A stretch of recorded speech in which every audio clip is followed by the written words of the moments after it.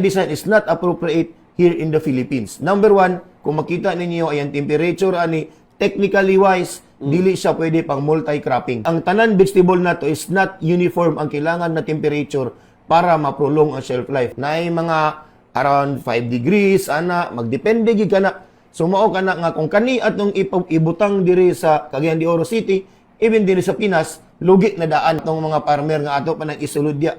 It's because, again, dili ing anak kaluag ang atong hectarage in terms of vegetable production in compared to the other countries, gid, Sir Jun. Klarohon gid ako, Sir Jun, no? Kay kung makita nato sa mga pila ka media nga ga-post, ani, ang comment section dayon, automatic dayon. No, kung tan-awon ninyo na sa panahon pa kani sa previous administration, sa administrasyon ni Mayor Oka, nga kani nga pag-establish kani nga proyekto.